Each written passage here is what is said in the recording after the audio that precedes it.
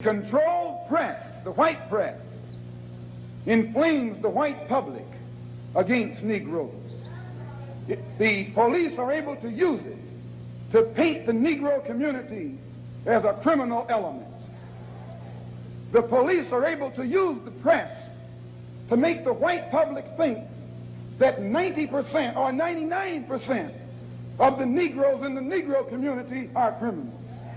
And once the white public is convinced that most of the Negro community is a criminal element, then this automatically paves the way for the police to move into the Negro community, exercising Gestapo tactics, stopping any black man who is on the sidewalk, whether he is guilty or whether he is innocent, whether he is well-dressed or whether he is poorly dressed, whether he is educated or whether he is dumb, whether he's a Christian or whether he's a Muslim. As long as he is black and a member of the Negro community, the white public thinks that the white policeman is justified.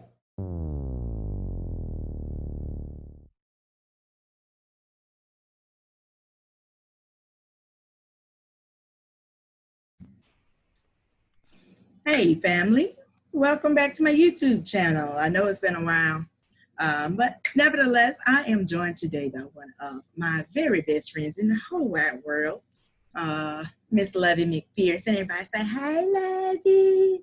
Hey, everybody. Happy y'all already know who she is. She is the cake lady that I speak so highly of. She is a home baker. She works from home. She's a podcaster, a YouTuber, TV watcher, dog parent, dog mama. What else? What else we got? Not a dog parent. Yeah, you're a dog mom. That's important. Dog moms matter. They do. We do. We do. You've covered everything. All right. Well, let's get into it. So today we are just talking about everything that is going on nationally and internationally. So obviously we'll start with the George Floyd case because that is the source of all of the protests that are taking place right now. So just real quick, for those of you who may have been under a rock or don't follow the news, let's talk about what happened with brother George Floyd. So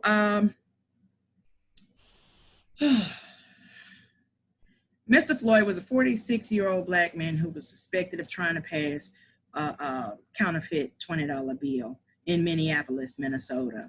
And he was subsequently murdered by the police. That's a short version. It was 4 cops involved. 3 of them were actually on his body. 1 cop had his knee on Mr. Floyd's neck for every bit of 8 to 9 minutes, including 2.5 minutes after Mr. Floyd went lifeless. So that obviously sparked outrage. And initially there were no charges pressed at all. Nobody was arrested. And when the issue was pressed, the DA said that there was insufficient evidence for charges. But then magically, after day 1 of protest, they found charges to press against, what's his name, Chauvin. But so it's 4 of them that were involved. Only 1 has been arrested. He was charged with 3rd-degree murder.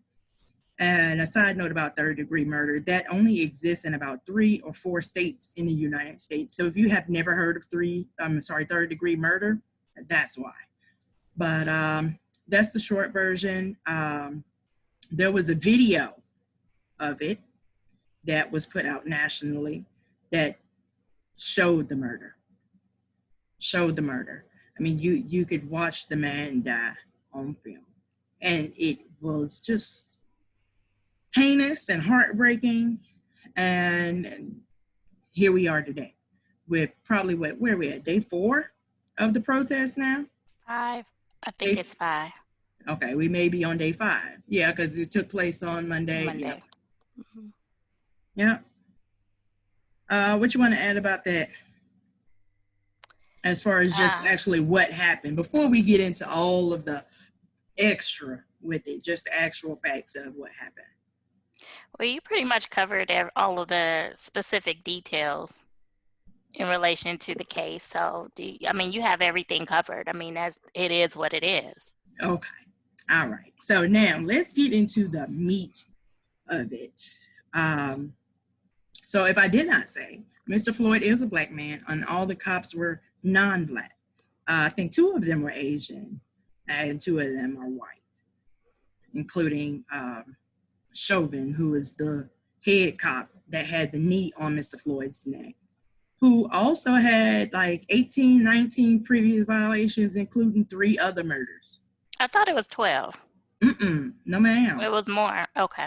It was like 18, 19 violations prior to this issue. That he had never been charged for. Right, never been charged for. He had been reprimanded for a couple of things. He actually was sat down for a period of time, like, put on administrative duties or whatever they do till they get the act together. He lost his badge and gun for a period of time, but that's it. Never been fired until this happened. Mm-hmm. So, all 4 cops have been fired. Only 1 cop has been charged. Mm-hmm. So, I guess let's talk about the backstory. I guess the backstory in the protest.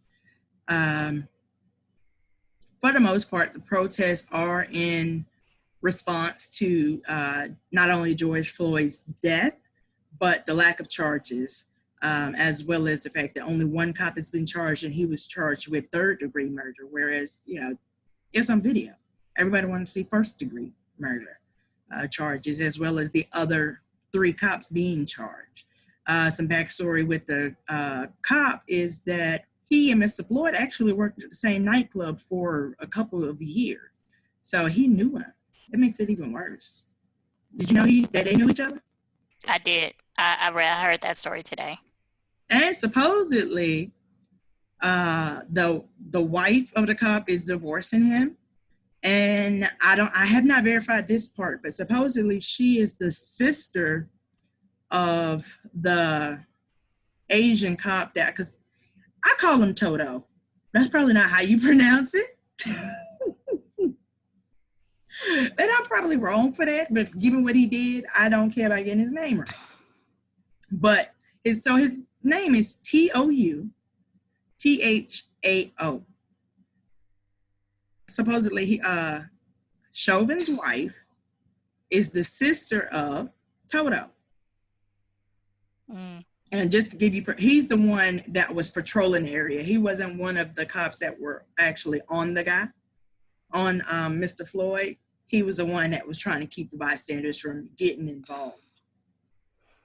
Was he the one on the other side when they were on the other side of the car? Because I remember seeing one Asian officer that I guess is kind of like the face of the others, besides Chauvin. If that's the same one that I'm thinking of.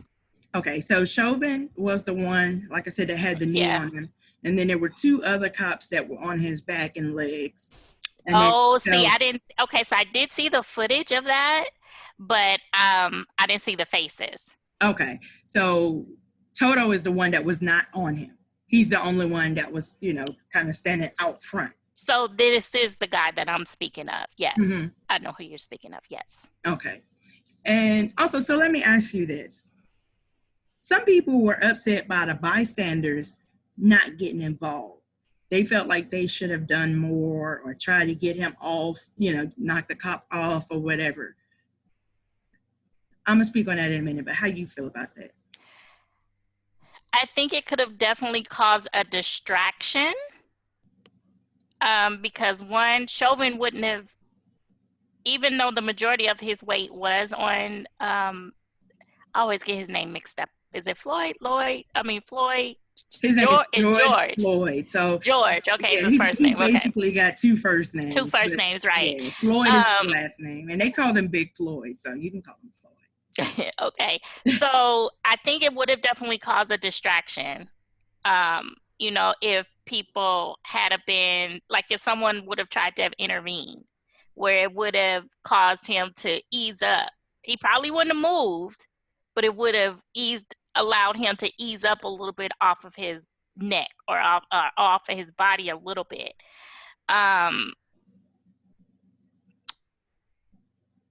But I don't think it would have mattered too much because the police would have, they would have done something to hold back so that he could continue to do what he was doing.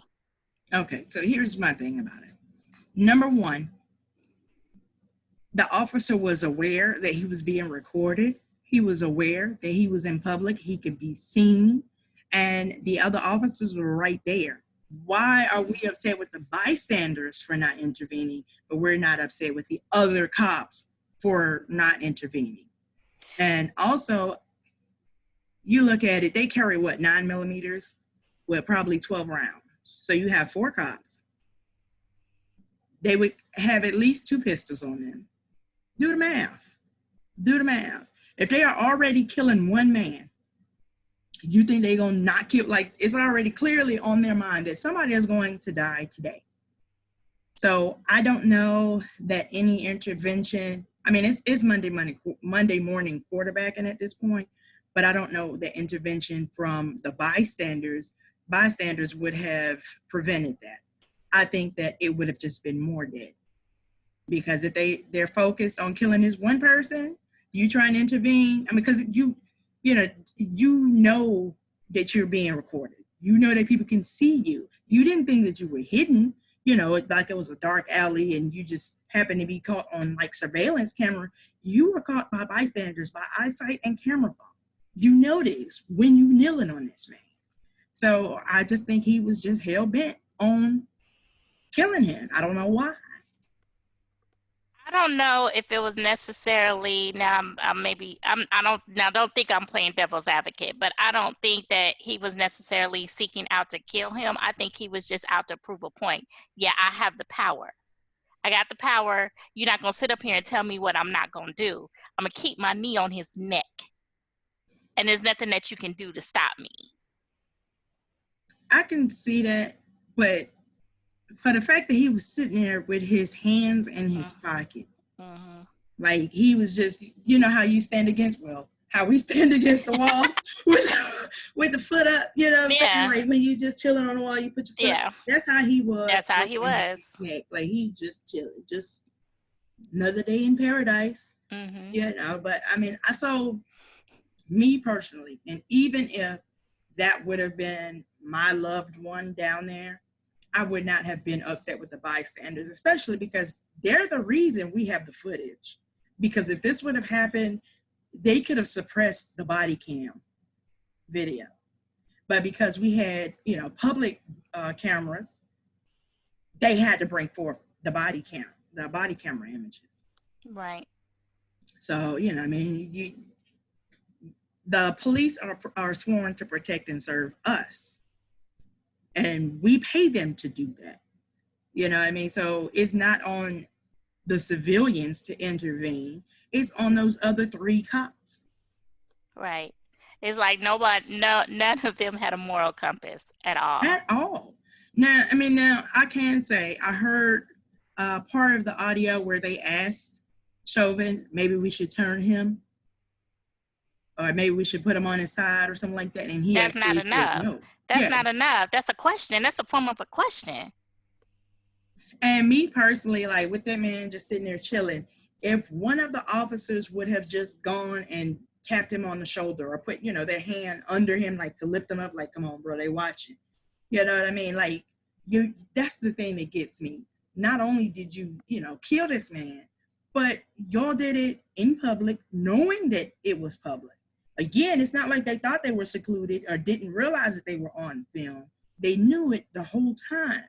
And nobody, even if that was, how they get down, even if that was their usual routine, roughing up the suspects, maybe killing them or not, whatever, you don't even have the wherewithal to hide it or at least minimize that public perception that this is what y'all do.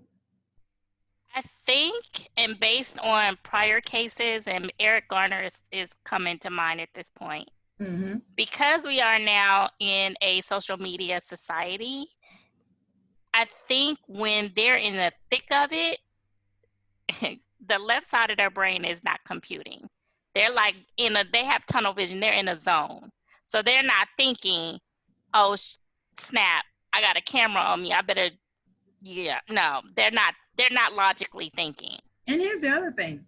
Not only did they have, the civilian cameras, they got The body body cameras.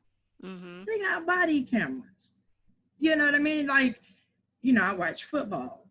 So, like, when the players are mic'd up, they will tell each other, like, hey, say before they have a conversation. So, things that don't need to be heard don't get recorded. You know what I'm saying? Like, you'll see players just walk off like, oh, he's mic'd up. We can't deal with him. You know what I mean? Like, so it's not even there. Ooh. Yeah. Yeah, it's rough. But I mean, so just in conclusion with that, yeah, I'm not mad at the bystanders, and like I said, they were the ones that released the film, and then the girl that was primarily the one providing the most footage, she was traumatized. I mean, and who wouldn't be, to see somebody be murdered, not just die, like, oh, he had a heart attack and died in front of you, that's tragic enough, but to see someone be murdered by someone that you pay to protect you. That's tough. That's tough. Yeah, they're and I'm still upset that I read that article. Mississippi mayor, I want to say. So his comment was, did you see the article? I didn't read the article. I refuse. It's the headline enough. But proceed, ma'am. Talking about, well, if you say that you can't breathe, then you're breathing. And then his ration behind the officer's actions were, he didn't kill him. He basically died of whatever, with them trying to say that he was on drugs. So the drug usage had some type of effect on his body for his breathing to be incapacitated. And I just sat there and I was like, wow, first of all, why am I reading this? And two, I still can't believe that people like this still exist. Like, for the life of me, I really thought that we would have been past this, because racism is a learned behavior. Yes. When you're kids don't care about that. They don't even see color. No. They just see somebody you want to go outside and play, you want to play. We all playing. But as you get older and your parents or your grandparents, and they instill their way of thinking into your, into your brain, where do you go from that? So I just figured that the baby boomers and, say like our parents, they would have, because you and I, we've had this conversation. You're considered a millennial. I'm Gen X. Millennials, I definitely would have experienced, even though I've never outwardly experienced any type of racism, but in my generation, yes, we've seen it, we've experienced it and whatnot. And then there's times where I can remember kids being somewhat segregated. But for your generation, you guys didn't come up like that. It wasn't a matter of, color. Didn't nobody care? That's not how you guys came up. So I don't understand, how is it that this is tolerable in 2020? I mean, and because the fact of the matter is, okay, here we go with some history. Segregation ended in what, the 50s or the 60s? Yeah, we'll say that. Okay. During the Civil Rights era. Okay. So those people are 60 years old at this point, 60, 70 years old. Our parents. So, I'm 38. I ain't gonna have you tell your age. But I am a spry. The most racism that I've experienced, just like blatant racism, is just being called a nigger. Wow, someone has called you that to your face? Oh, yeah. And matter of fact, when my brother was in 3rd grade, I whooped the little boy's ass for calling my brother a nigger. He didn't say that word no more. But even with that, you know, I knew then it was learned.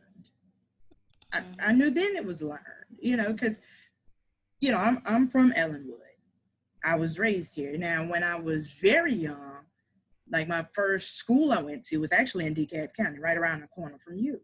I went to Small World Nursery, and then I went to Snapfinger Elementary School for a couple of years. So I moved here to Henry County in 3rd grade. This was I'm 38. So now A you're long looking at time ago. 30 years ago. 30 years ago. So we were, you know, Henry County was predominantly white. But even then, like, I don't remember culture shock with that because I was young. You know, I just saw kids, you know. And my first best friends were white. I was in Mine high was school. My God, I'm still trying to find Rachel. I love my Rachel. But, you know, and like with her and I, there were no differences. It was what it was. We did what best friends do: share food, share drinks, everything. And then, you know, she would come to my house, but I do remember not really going to her house that often. But, you know, that's all that I remember. Now, I'm older. I can say, oh, it was probably because I was Black, you know. And that her parents didn't care for Black people. We, you know, like I said, me and her were best friends. It wasn't, she was my white friend. I'm her Black friend. She was my friend. Yeah, because, again, you don't see color. You know, I mean, period. I don't even remember having those, you know how you see on like on TV or something. So do you people do this? Yeah. Do you people, like, there was none of it. I didn't get that until I was like almost an adult. But coming up, no. Now, as I got into high school,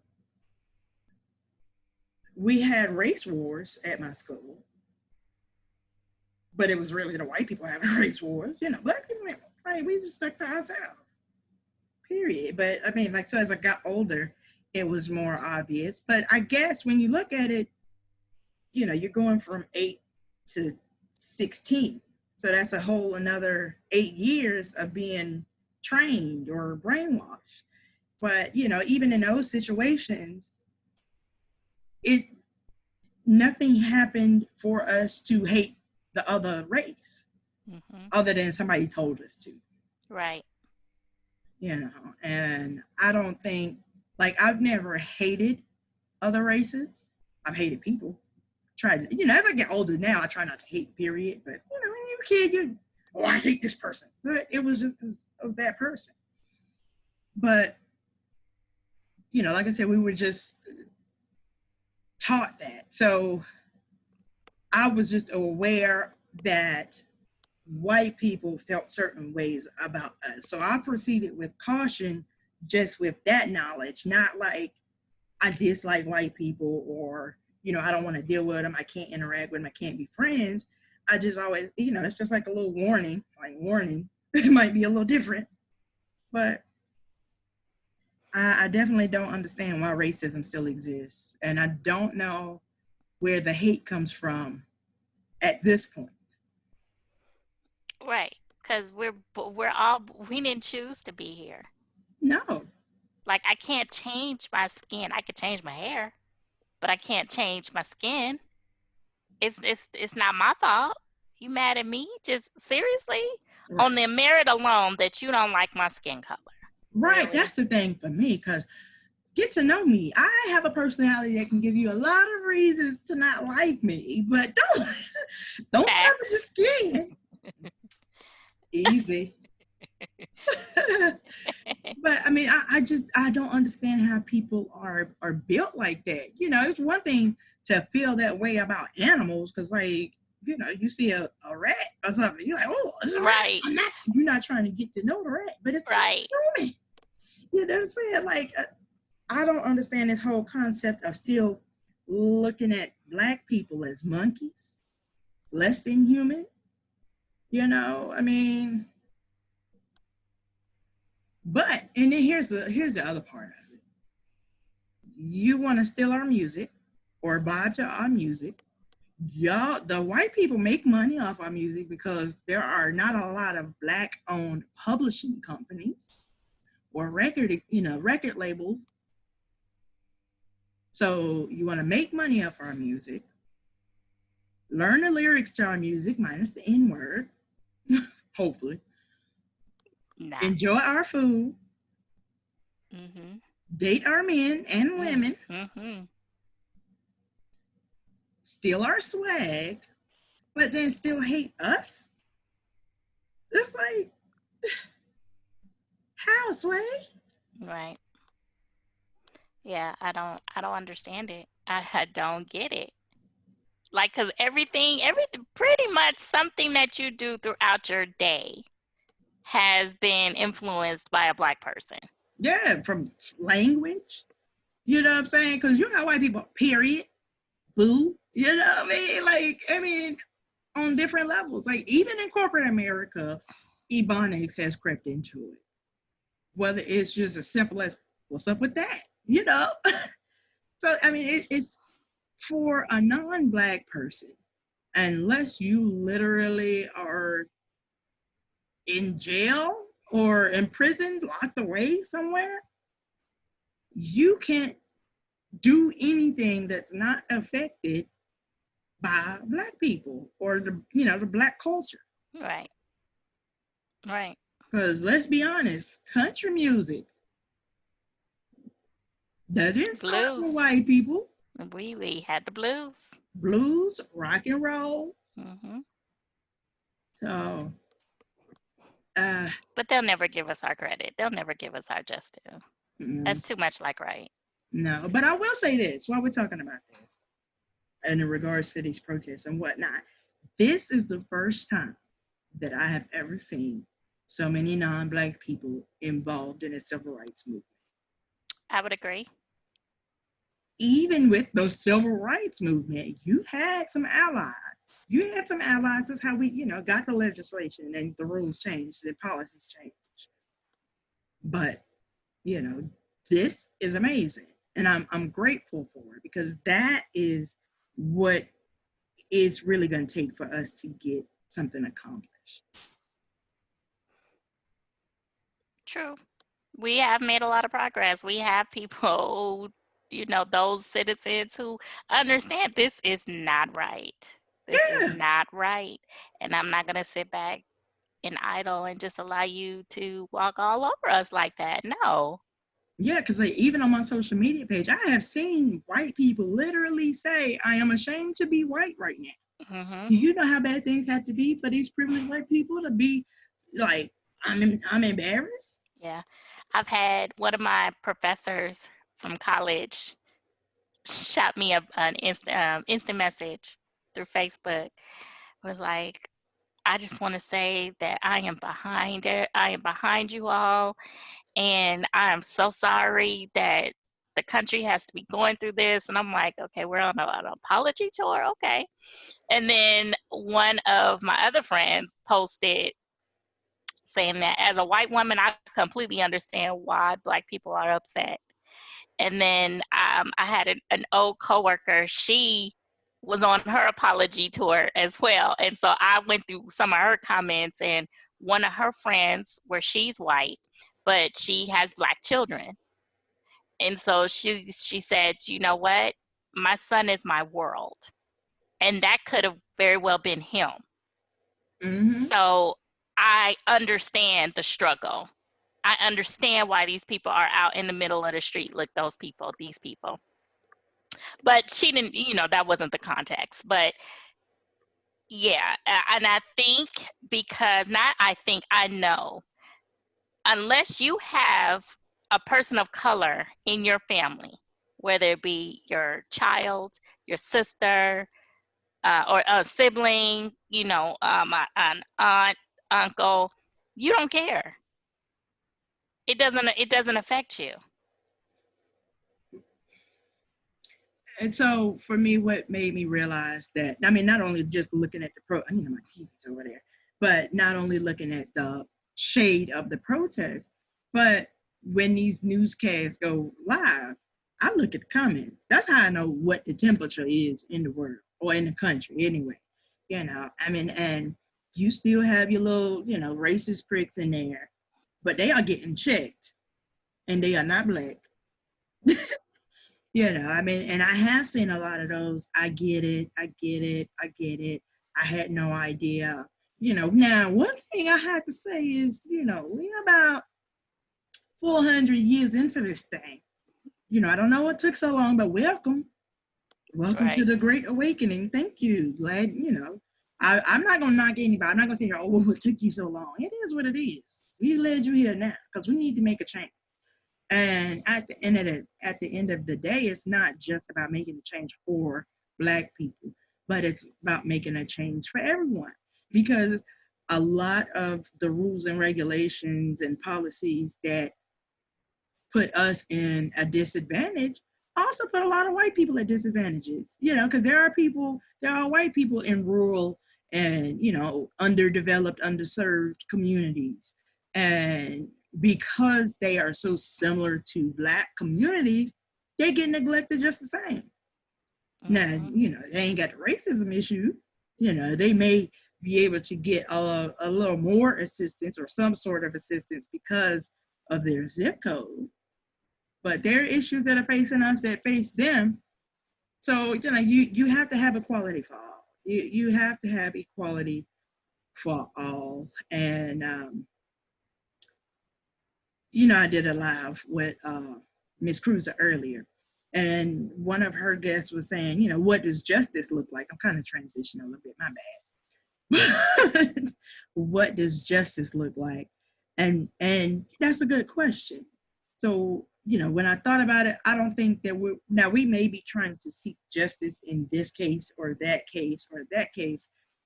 But at this point, it's not real justice for us as a collective. What we need as a collective is change. That's what's going to make a difference, because it's not going to be a lot of so-called justice for, you know, the years of this police brutality, police, you know, neglect and mistreatment, you know. So it has to be change in the form of policy reform, citizen review boards, oversight, and have citizen review boards with subpoena power. But my bad, I just had a little random tangent.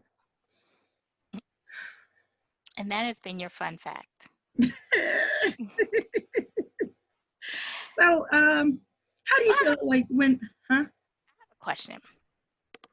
So I'm still a little unclear what third degree murder, what type of charge could that possibly bring? Okay. Because I tried to do some research on it, but I still couldn't. I wasn't really getting the gist of it. So do you have more? Persons convicted of third-degree murder could be sentenced to up to 25 years in prison, a fine up to $40,000, or both. Oh, that's keyword, or both, according to Minnesota statutes. However, the state sentencing guidelines normally recommend 12 and a half years for a conviction on the murder charge and 4 years for manslaughter. So at minimum, the 12. That's the recommendation, and this is a cop, so we're gonna see what they gonna do for him. I don't know if he's out yet or not, because they did set his bail at $500,000. But which is nothing. I'm not understanding. Yeah, right. Because, you know, the boys in blue can just GoFundMe that. I still don't understand why the other 3 have not been arrested, or bare minimum the other 2 that were on Big Floyd's body. Like, how they still free? Right, because you're basically an accessory to the crime. Exactly. And Even Toto, the one that was standing out there, he needs to be accessory. Mm-hmm. And, you know, I mean, I get that they didn't use weapons, but okay, so here we go. Here's some street facts. When you get caught in the streets with certain things and there is a gun present, you get that gun charge. So put that on the police too. They had guns on them.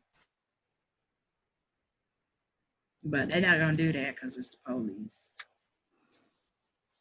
Yeah, I was watching one news report and they were saying that nowhere within the academy are you ever taught to use excessive force with a knee. Right. Oh, so here's one quirky thing about Minnesota. Oh, first, two quirky things. Number one, the reason that you have not heard a lot about third-degree murder is because it only exists in three states. Let me do your version. Okay, Google. How many states have third-degree murder? Yeah, 3 states. So Florida, Minnesota, and Oh, Pennsylvania. of course it's Florida. Of course. Florida. Yeah, so that's So the reason why you Minnesota, Florida, and I'm sorry, what was the other? Pennsylvania. Okay. So that's why you don't hear a lot of people getting third-degree murder charges. It's usually just first or second. But and New Mexico actually had 5 degrees of murder at one point. Yeah, I don't know. I ain't study all that. I just saw it. But what was the other? Oh, the chokehold is not illegal. Like in most districts or most jurisdictions, they have outlawed the use of a chokehold. Did New York just outlaw that? Just. Behind Eric Garner, right? Just. Mm-hmm. And Minnesota has not. Well, I'm verklempt. I have nothing to say. I have nothing. I get it. I get it. Okay, so how do you feel about the protest?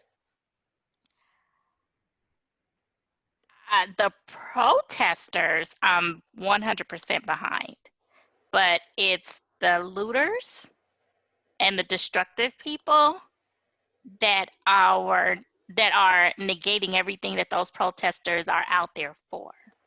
Because during the day, it's great. You know, the people are able to protest, you know, get the message out clear as day. But as soon as nightfall hit, that's when all chaos begins.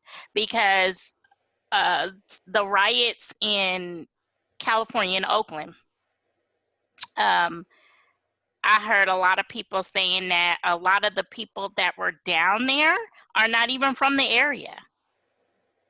So, you know, why are you down here being destructive when this isn't even your city? Mm-hmm. And there was a Target that was trashed in Oakland. And I'm like, what is it? Why is Target the Target? Because I didn't even know that there was a Target in downtown Oakland. And it's nice, too.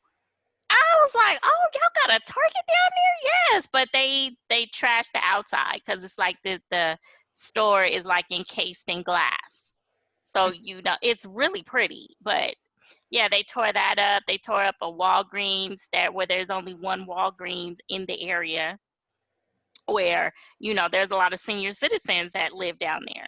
So that's their medium to be able to go get their prescriptions and stuff like that. So I don't understand, why are you tearing up the community, even for those that live in the area? Why are you tearing it up? Yeah. Well, I have had a change of heart a little bit, because last night, I was totally against it. Like, oh, what are they doing? Especially because they came to my city. It broke my heart to see them tearing up the city like that. But I slept on it, like literally slept on it, woke up in a different mind. And here's the reason why. When we were dying in these streets, when we were being shot down, murdered, our brothers, our sons, you know, our husbands, our fathers, our nephews, our cousins, you know, were being murdered, there was silence, no response, no reaction. So our lives don't matter to them. And to be fair, when I say them, it's more or less like the powers that be, those that are in position of authority to make the changes that we need to see. But what do they care about? They care about money. They care about income, revenue, So I have mixed emotions. Like, I would not ever participate in destroying property or, businesses or anything like that. I personally would never. But I understand it because we have to be heard. We have to be heard. So when we knelt in silence, when we prayed about it, no answer, no change. That wasn't enough. When we just politely marched with just signs, no change. But now if your pockets are being impacted, now suddenly your ears work. Right. Okay, and I definitely understand that, because going back to the bus boycott, it hit them right in their pockets. So maybe we need to take a page out of their book and find a way to implement that in today's world, which we have one coming up in July. But why we got to wait till July? Perfect. I have an answer for that. Because I've been having to answer that question for like 2 days. So I'm glad you brought that up. So we'll definitely go into that. But also, I did, while we're on the issue of riots and protesting, one more thing, and I want to ask you about the 92 riots. Were you in California then? Mm-hmm. Okay, so we'll talk about that. I just want to put that out there because I may forget. So now it's on you to remember. But also, one other thing about the reason why it turns violent after dark is because, obviously you have more chance of anonymity. And also, you have bad actors. You have people that are not involved in the protest at all. It has been confirmed that members of white supremacist organizations are contributing to the destruction and the looting to spin the narrative that it's us acting up again. So I wanted to put that out there, and that's confirmed. Anybody can Google it. I don't have the source right now, but so now, okay. How does this compare to the Rodney King riots? This is 10 times worse, because the riots were like, people were in the streets in Oakland, but they weren't. I'm trying to think, because actually the riots, they broke out the same day that I was scheduled to go to my junior prom. And my grandmother was like, "You're not going out there." And I'm like, "What do you mean I'm not going out there? I got a dress. I got my hair done. No, I got to go." So I finally convinced her to allow me to go. So we were able to move in the streets with no problem, but it was never, it didn't have this type of effect. Okay. Because I don't want to necessarily say that this is an LA thing, that it was an LA thing at the time. But, because police brutality was, is everywhere, but it just happened to have been caught on tape, which was groundbreaking at that time. Yes, because you remember that, because he had to have some muscles, because that was the camera you had to carry on your shoulder. Yeah, I had one of those too. Yeah, I remember that. Yeah. So yeah, it was. What, the battery lasted like an hour? Right. So yeah, it was. It didn't necessarily affect us in the Bay Area, but there were people who were out there protesting for the treatment, but it wasn't as bad as it is now. It's like this is like World War III out here. I got you. So have you noticed that a particular someone has been silent? Of course he has. During this whole thing? Like, sir, your country is on fire. But it's not, it's not about country, it's about him. He could give two shakes of a shit about America. Yeah. Good shit. And then I was watching, I don't know what channel, because, I flip between MSNBC and CNN a lot, and local news. But I saw an interview with Floyd's brother. And they asked him, so you spoke to Trump, how was it? And he said, it was so fast. He really didn't give me a chance to say anything. Really? Wait a minute. 45 called the family? Girl, let me tell you. His actual brother, or was the basketball player, his best friend? No, not Stephen Jackson, no. His blood brother. Okay. His blood brother. And they called, so I'm going to say he was connected with the president. Whether, the president, somebody called with the president on the phone. Let's say that. Because, don't. Yeah, it was like this. He's sitting there minding his own business.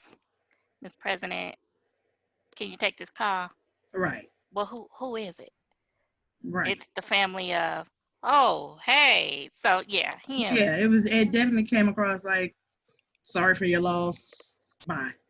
All right, I made the call. Right. And again, just to speak to his incompetency quickly. When I was getting ready for this, I got a notification, Trump versus Twitter. Sir. You have a nation in uprisings right now. Under fire. Fires all over your country. Little fires everywhere. Pandemic too. And you are taking on Twitter. This is on top of your to-do list right now. Because they didn't even take down his tweet. They didn't hide it. They didn't block it. They just put a little warning. Like, hey, not completely true. I heard that they and I don't know how true this is, but they said that they did stamp it with a warning, but then they cut off the ability to like, share, and comment. Oh, I didn't see that.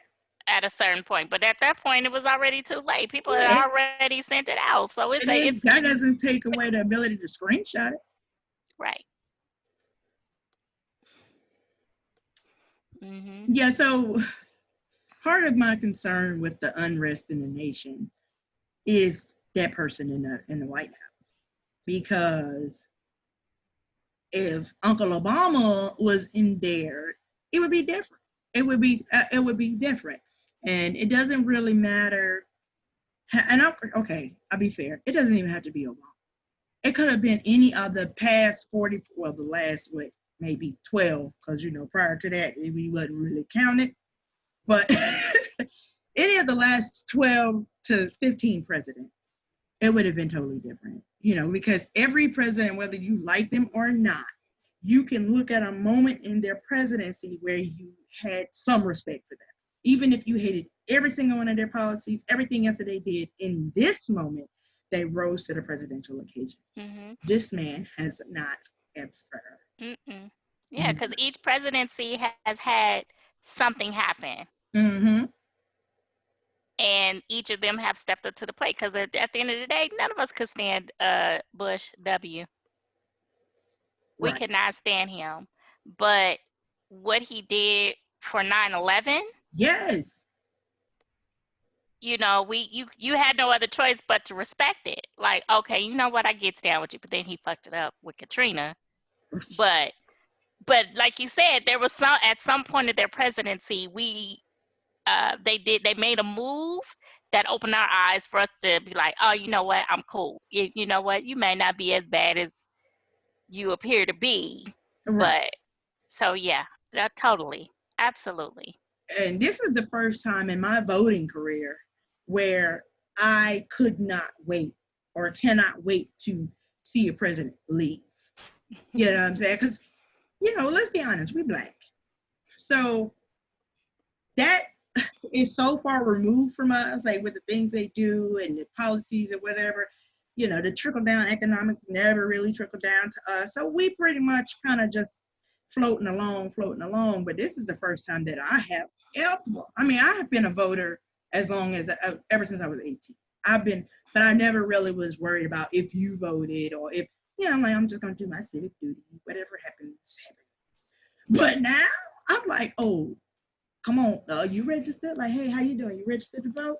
Like, I'm just my own voter engagement campaign right now. Like, Well, as you get older, you have a more of a comprehension of the actual issues, because growing up from 18 probably to about, I would even probably say like 30 something, you're voting because you know that it's your civic duty. Yeah. Like, yeah, I'm gonna go ahead and vote. But now, as you get, like I said, as you get older, the issues matter because it affects you locally, not just on a national level, but it affects you locally.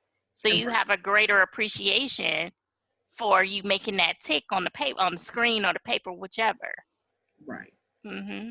Right. And that's where I'm at with it, because I have never, like, I was very educated when I voted. I did absentee voting, so I already voted. But I was very educated. I have never been so educated on my ballot. Like, okay, who is this person? Who is this person? What is this person's policy? Mm-hmm. Whatever.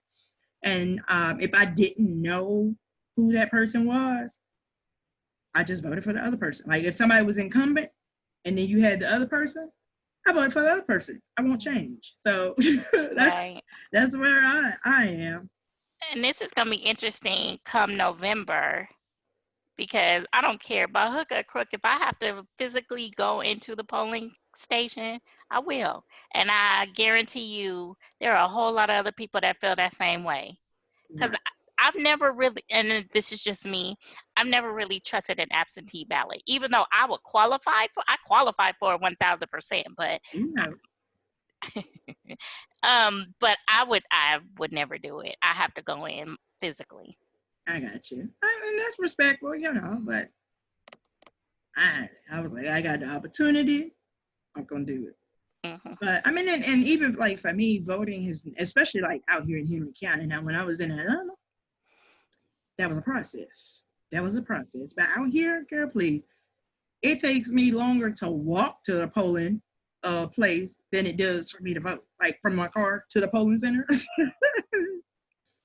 It just makes me sad. Like, I know that yet throughout the week, it hit me, and I was saddened for the state of the world and the state of the culture. But yesterday, it hit me like a ton of bricks. Like, I was just so overwhelmed emotionally because I had been off of the grid all day. I don't think I did not turn on my TV. I usually get up like around 7 in the morning, and I'll usually turn on the TV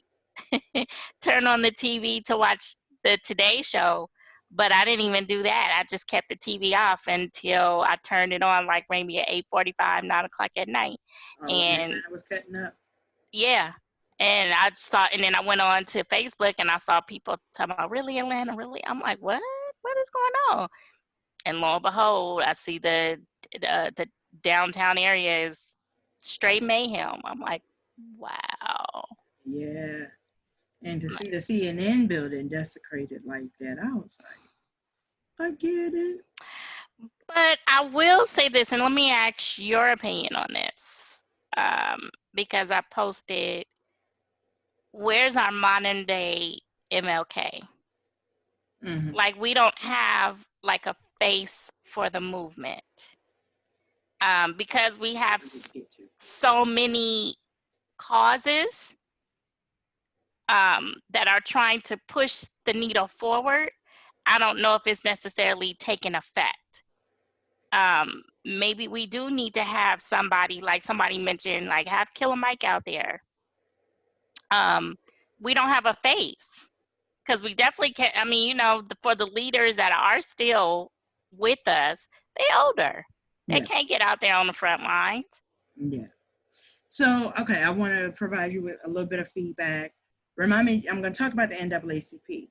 But first, I want to get to July 7th, because that is going to go into what you were talking about a movement. So, the thing with July 7th, it is Blackout Day 2020, which is also a group on Facebook. I don't know if you've been added to it or not. Okay. Have you done the units in there or read and watched the video to see about the movement and everything? or no? No, I haven't had the Okay, chance so yet. I'm just gonna start from the beginning and go into it. So I guess you can call it an organization, but I mean the group anyway. We started by Calvin Martyr, like probably all of 3 weeks ago. And as of a couple hours ago when I looked at it, it's up to 650,000 people involved in it. And it is a movement. It's larger than just July 7th. So July 7th is the original blackout day, where we as a Black community do not spend any money outside of the Black community. Mm-hmm. Now, the reason, because it was originally planned basically for 60 days from the day that he had the idea. So it was May 7th. So 60 days out is July 7th. And also Tuesdays is one of the largest days for sales and transactions. So that's, and oddly enough, July 7th fell on a Tuesday. So it worked out. Now, during the course of this time leading up to July 7th, you have a movement being built from the standpoint of it being set up by regions and eventually getting to a point of having like meetings and events and stuff like that. But also there's a registry being built of Black-owned businesses, companies, services, and stuff like that, so that we can basically learn to buy Black, be Black, bank Black, shop Black, eat Black, drive Black, all that. So basically everything that Killer Mike had been promoting. Yes. Mm-hmm. And actually, if you saw where T.I. shared the post about Blackout Day 2020, have you seen that? No, I haven't. Okay. Well, nevertheless, that original post came from that group. So that's how large and impactful it has already been. But I mean, for me, I joined it because it is about uniting our dollars and our votes, and that's it. It's not about drinking Kool-Aid or giving up this lifestyle or that lifestyle, other than how you spend your money.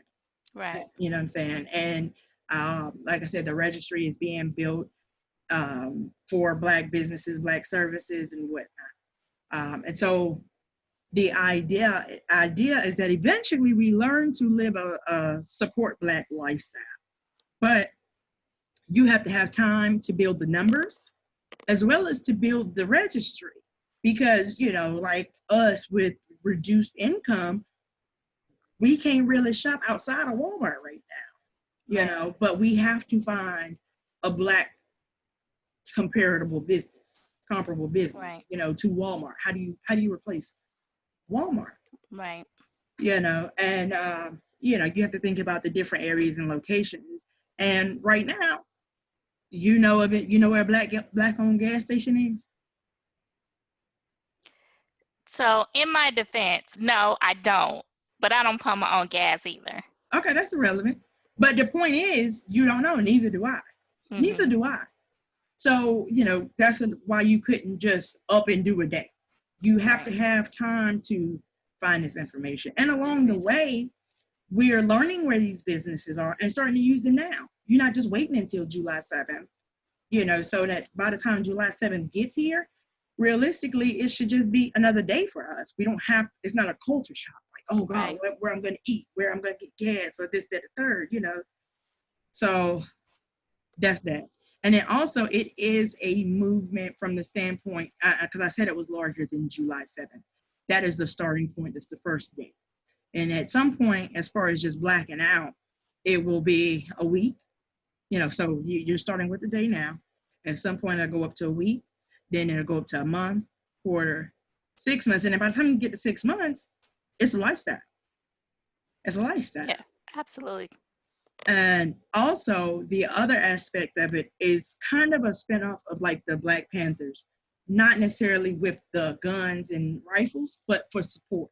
So if you are in a situation where maybe you're into it with the police, or you have like a racially motivated situation, or you need support, where it'll be a blackout call because it's organized by region, by teams, based on location. So you say, hey, this situation, boom, boom. Now, well, it's just you have 100, 200 other people showing up to support you in that situation. So it's just about each one, teaching one, reaching one, protecting one. Right. I would definitely highly recommend for those who have not looked at his series on Netflix, check out Killer Mike's series. Oh, he has a Because series? yes, because it's his journey, because I want to say it's maybe like 7 or 8 episodes where he has a journey where it's you shop black, Oh, you yeah. eat black, you everything black. And so he gives us insight on, and it's here in Atlanta because his pilgrimage was from Athens to here, or from here to Athens. But in between, he did everything black. And so it was insightful, definitely insightful, but now it has a new meaning today. Yeah. As a matter of fact, I might just revisit it and watch the series again. But it was really, really good. Yeah. And like I follow Killer Mike on Twitter. And I wish I could. What is his name? Michael what? I can't remember his last name.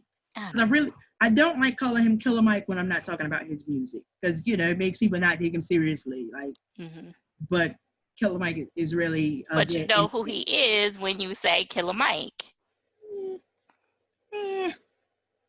Just like if you say Tip or T.I., if you say Clifford Harris, it's gonna take a beat. You're gonna take a beat like what? Oh. Yeah, I'm a real fan. I've been calling him Clifford Harris for a long time. Yeah, don't get me started on that. You want to talk about Central Park, Karen? What is there to say about Karen? He was on the View yesterday or the day before yesterday, and his sister was the one that actually posted the video. Okay. And he was basically giving his perspective on what happened, and he said he had a choice as to whether or not he was going to just let her be about her way, or was he going to hold her accountable for the wrong that she was doing in the park. And he's like, no, I'm just going to stick with my guns, and we're going to call her out for what she is. You're breaking the law. There's signs all around this park where you're supposed to have your dog on your leash, but you're not abiding by it. And she tried to skate by, oh, well, he's not going to be off his leash for very long. He just needs to exercise. And so then that's when he came back. No, we have wildlife around here. We're trying to preserve the wildlife. Oh, but it's just for a minute. And so I guess by that third or fourth time is when she felt, oh, let me go into, I'm the victim. Yeah. And because I deal with that even when I come across people that park in a handicap spot, and I'll call them out. They'll be like, hey, what if I had just pulled up and there was no park for me to put my car in?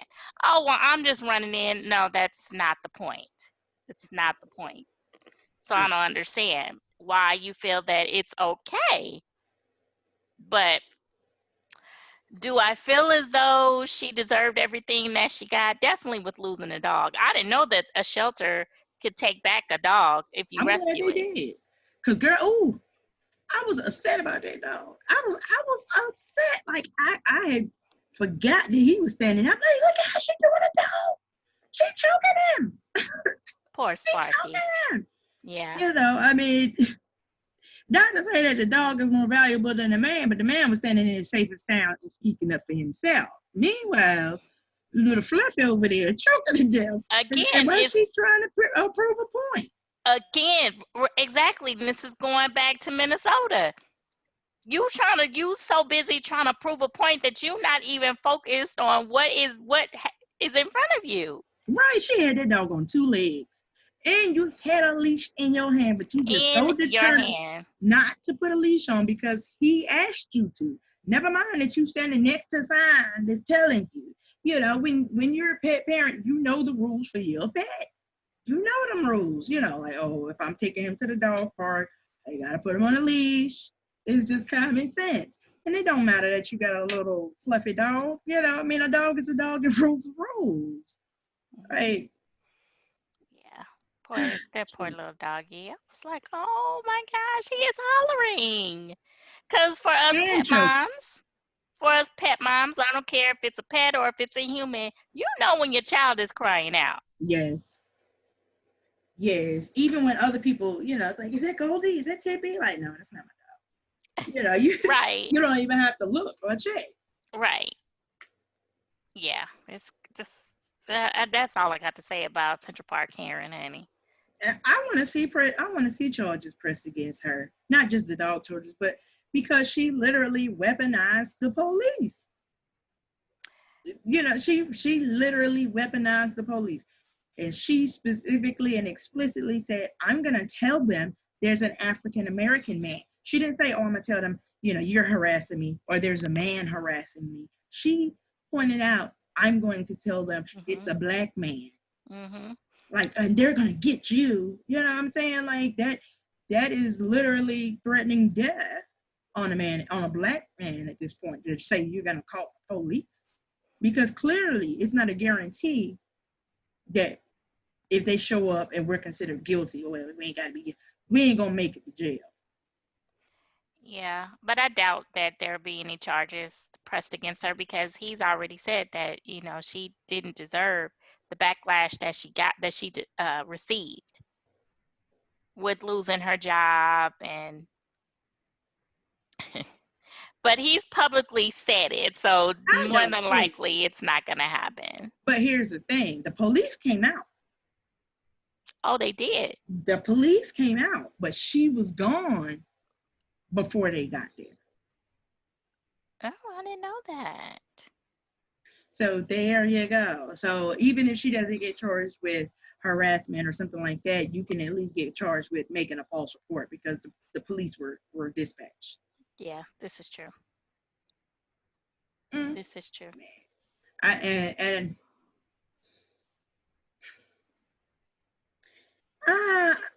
Okay, I'm going to talk about this for a minute. I don't understand the mindset of us being so forgiving. Now, I'm not saying to impose death upon us or the person, the perpetrator against us, eye for an eye, not like that. But we need to hold these people accountable for what they do. People need to be held, in general. You know what I mean? Because it wasn't like it was an accident. It's not like you just stepped on my shoe. Okay, forget somebody for that. No big deal. But you threatened my life. You threatened my life. No, it's okay. Like, no, it's not okay. It's not okay. Because you shouldn't have ever had the mindset that you could do that.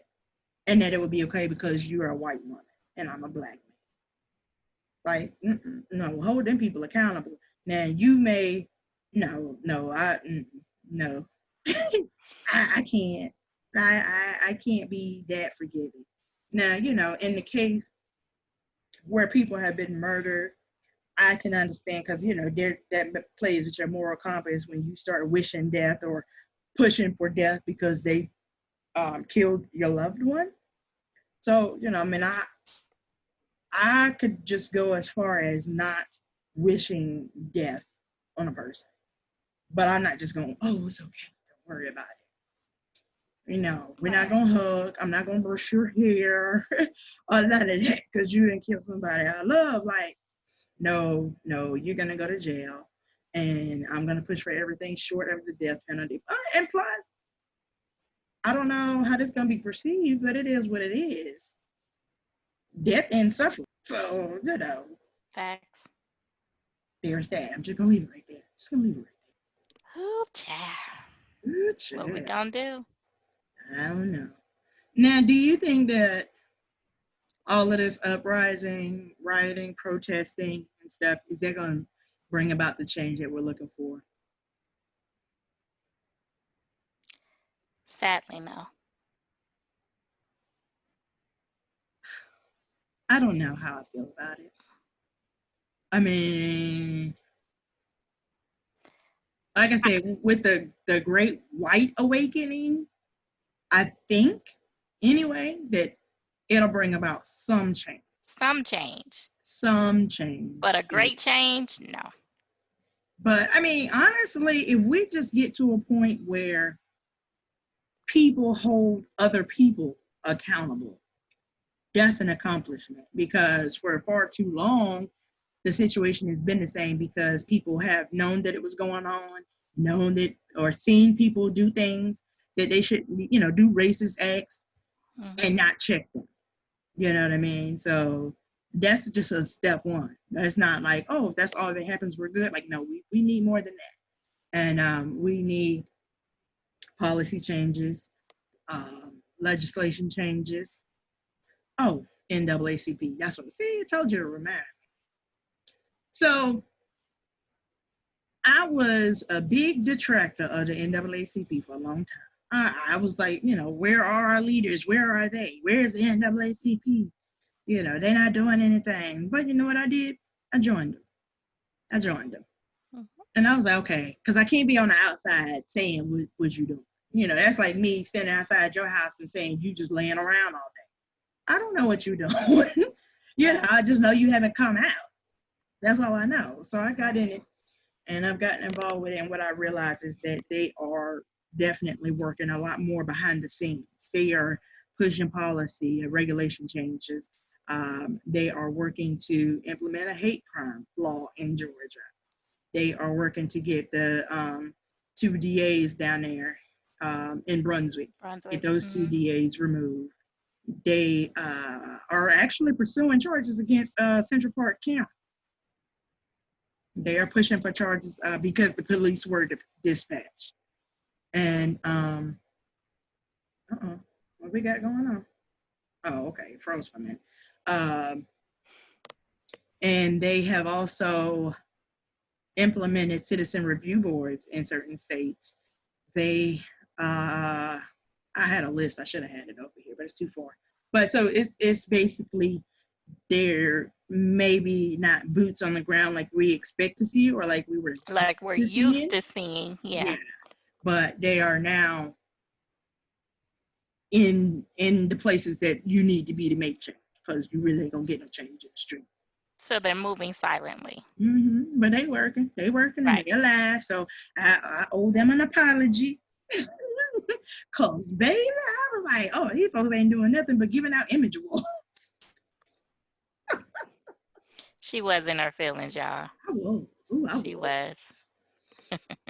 But that's good to know. That is definitely good to know. Yeah. And even in the Floyd case, they spoke directly to the police chief the day that video came out. And then the next morning they were fired. So they moving just beneath the surface. Right. So let me ask you this. What's your thoughts or your feelings on Biden bringing on a woman of color as VP? I have mixed emotions about it. And I mean, ideally as a woman of color, it would be nice to see, but it also depends on what woman of color. Because if it's Kamala Harris, who only got black when it was convenient. Kamala. I'm going to say it like I said it. I said what I said. But if it was Kamala Harris, no, she's not good. But, and it just, if we go for that, then we are then going for another Obama syndrome, where we just voted because he was black and had an expectation that he was going to take care of black, even though he didn't have a black agenda at all. He had no black agenda. We assumed he would because he was black.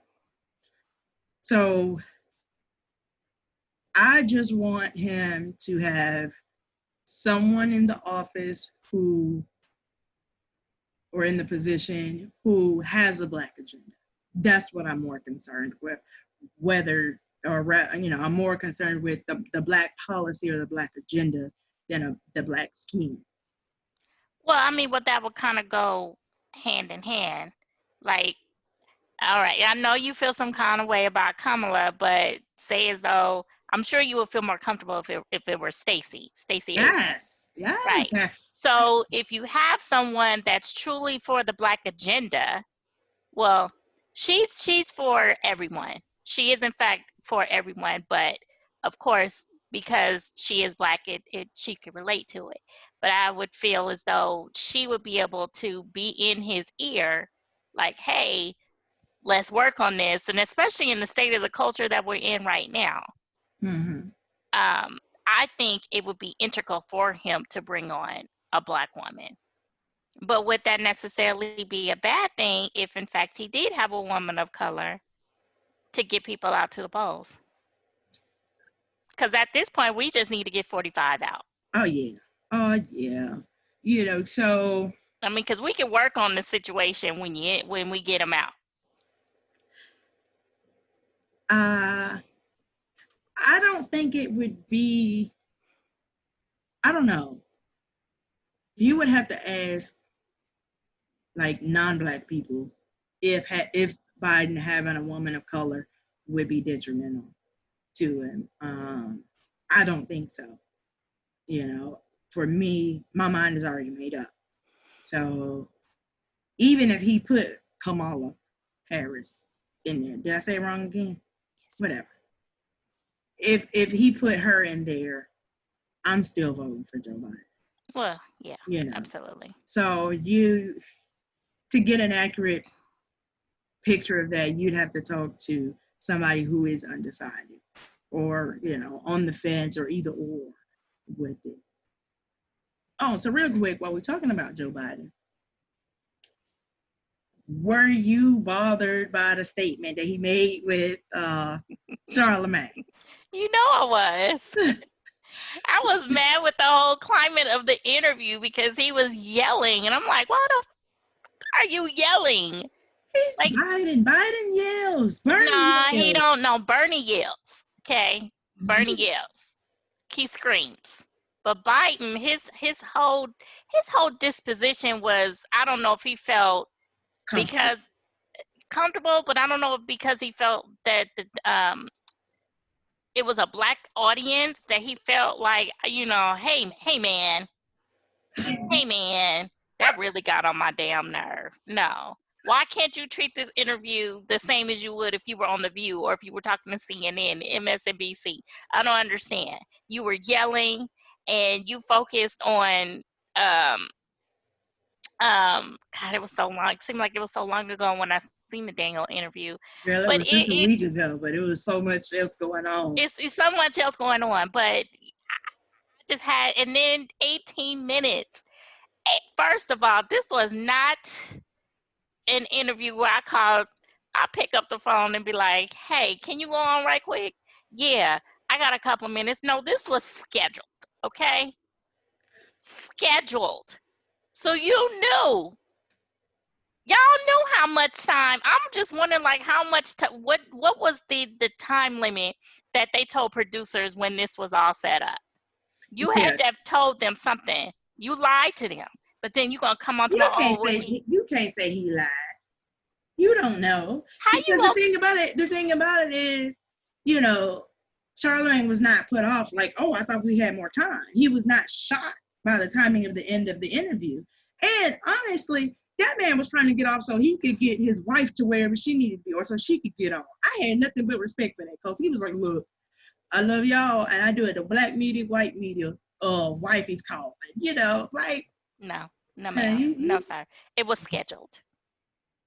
And I'm sure it wasn't just scheduled the night before. Not even the day before. No, this was you know he didn't arrive on CP10? No. You don't know that?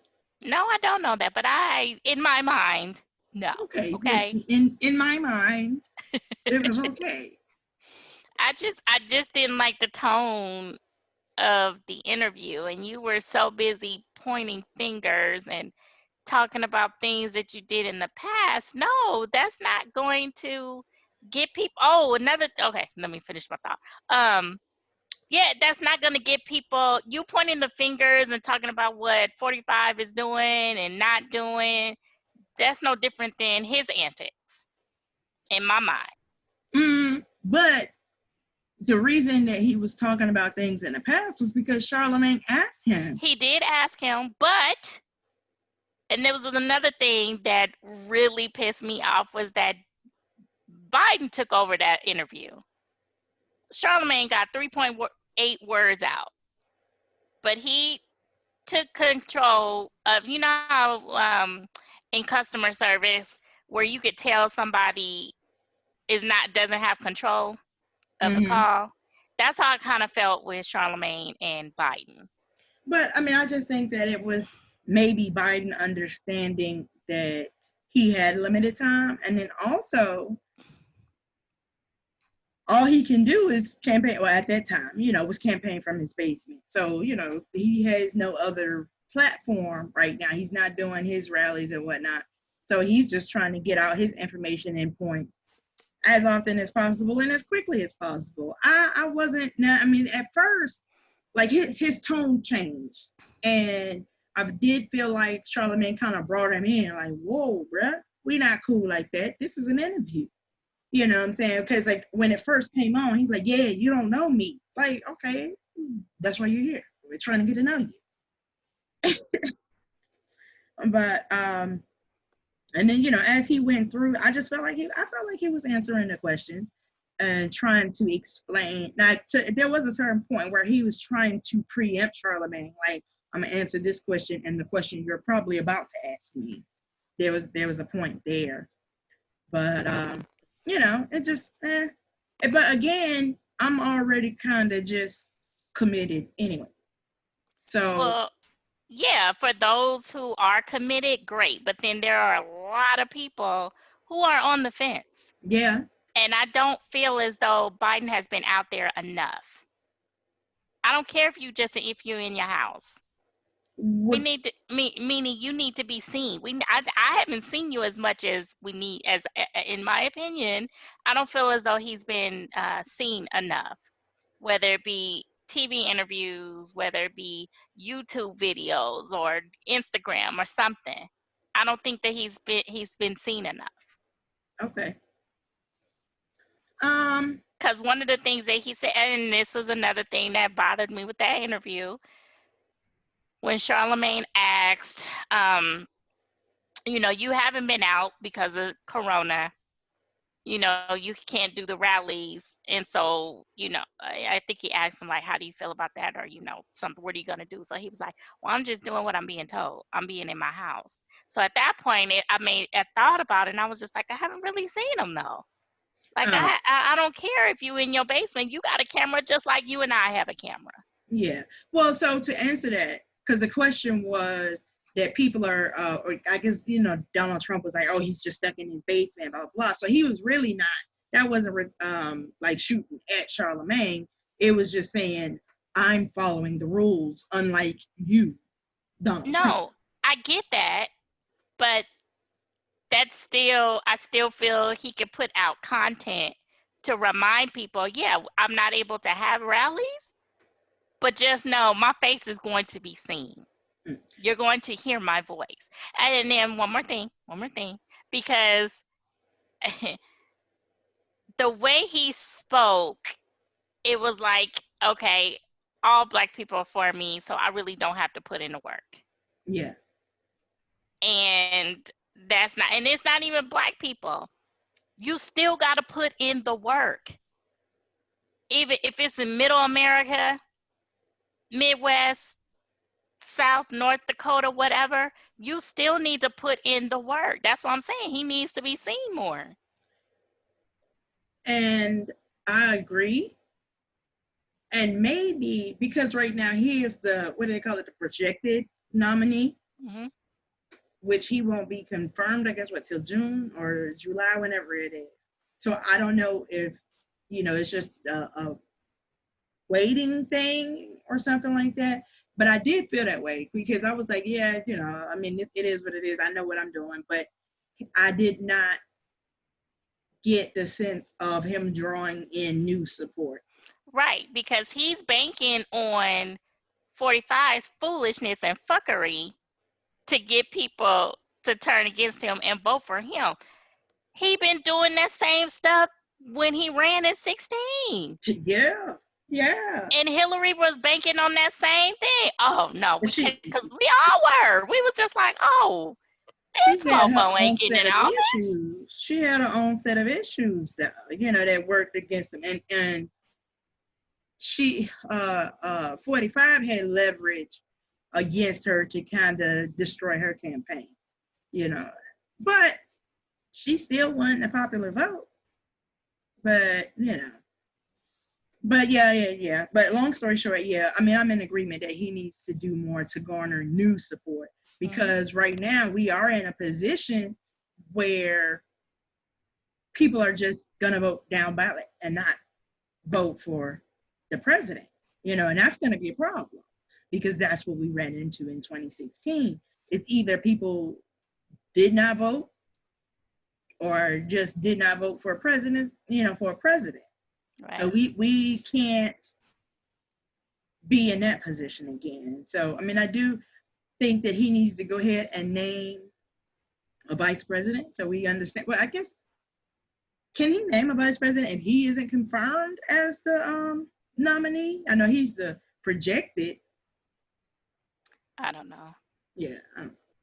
But long story short, I hope he gets it together and draws in the new support, because it's definitely going to take more than just me and you talk about, yeah, I need to go vote. He needs to put out some He needs to put out content. Yes, because we're at home. We're in front of our computers. We're in front of our TVs. What better time? Yeah. Now, and it's odd. I have not seen a lot of ads for him, even on Facebook. But I have seen, like, when I watch the news programs, they're like, Joe Biden put out a new ad attacking Trump and da-da-da. And I'm like, oh, that's powerful. You know, the ads are good. So I don't know if they're not running for us, or, you know, where they're being displayed, where they're being run, or right. It may be just an ad strategy that he is marketing to people that are getting ready to have primaries. I don't know. Like, because, you know, they'll run ads in certain areas based on when they vote. But we got a primary coming up, and we haven't seen any advertisements. I mean, this is true, my friend. A lot to unpack. Yeah. I'm going to say, I think we covered a lot. We covered a good lot. Now, let me ask you this. How do you feel when people say, I don't see color? How do I feel, or what do I think about it? Either or. Now, when I hear someone say that, I think that it just means that, okay, your color doesn't mean anything to me. Like, you're a person, and I'm going to treat you as a human that you are. Because I kind of equate it to when people tell me that they don't see my disability. So they just see me as the person who just happens to be in a wheelchair. Well, you are a special case. You are. Like, even though I would push you in your chair, there were plenty of times that I literally forgot that you were, because because you know, I used to call you all the time. Where you at? Oh, I'm in such and such. Oh, I'm about to go here. I'm about to go here. I'll make so and so. I'm like, girl, I'm tired just listening to your day. But so as far as I don't see color, I think that you do a disservice to erase that, because that's heritage. You know what I'm saying? That's a history that comes with it. Now, you can maybe say, I don't discriminate against color, or, you know, I don't discriminate against color. But to say I don't see color, because especially if you erase my blackness, you know, that's how I got to be who I am, because of everything that came before me. You know, that's my history, my heritage. I don't necessarily see it that way. I see it like, I don't see color. That's not downplaying your background. Yeah, you're a Black person. Okay, great. Now, I'm hungry, so let's go get something to eat. Because, you know, it doesn't matter. It doesn't matter. Like, because I don't see color when, you know, I don't see color when I'm hanging out with, you know, like one of my Filipino friends or my white friends. I don't see color. And that's my friend. I don't even describe people like that to someone else. When have you ever heard me say, yeah, because, you know, my friend Ashley, who's Filipino. No, I just say my friend Ashley. But there have been times where, you know, something happened and you'd be like, oh, let me ask so-and-so because she's Filipino or because, you know, she's Spanish or Mexican or, you know, whatever it is. So I think that it gives you, and that's what I'm saying, that you have to see color to see the additional value that that person can bring to like Absolutely. your horizon. Absolutely. Yeah, you know that it's there. You know it's there. So it's not, I'm not, it's not, I'm not going in with blinders. No. But, you know, if you're a human, I see you as a human. And you just happen to be black. You just happen to be white. You just happen to be Filipino. Yeah, I mean, and I can get with, you know, like I said, it's not a big deal to me, but I'm not gonna pretend like I don't see it. It's part of personality to me. I don't know, but I mean, I'm not gonna be like, oh, I can't talk to you because you're white or you're Mexican or, you know, because I'd have to say Asian or something because I don't know enough to look at somebody and determine. But the way that the both of us are describing it, isn't it kind of one and the same though? Because if you say I don't discriminate against other races, and if I say that, yeah, I acknowledge your background, but that's not what my focus is. I'm focused on you as a human. That's kind of one and the same. Maybe only because you're just saying you don't see color. Me, I'm saying I see it, but it doesn't matter. Right, basically, in a nutshell, that's exactly what I'm saying. Okay. I know you're black, I know you're white, but it doesn't matter because you're a cool person. Right. Like, long as you like guacamole, we good. You know. Dang, now I want some guacamole and some tacos. Nice. Ooh. Anyway, there we go. Well, we're thinking about food. I reckon that all brings us to the end of today's conversation. Like, because I'm not about to do this with you. Ooh, some good nachos. See what I'm talking about? I'm not fooling with you, man. I'm not. No, ma'am. But as always, let me see how to, okay, there we go. You know, I'm new to this. Well, as always, dear friend, thank you so much for your time. And thank you for helping me with this. You know, I had some technical difficulties. And It's okay. We made it through. We made it through, girl. Yeah. So you have any closing arguments, closing comments, concerns? I just want everyone to be safe. You know, be mindful of your fellow man. Show some compassion. Do something good for someone else other than yourself. Outside, opposite your race.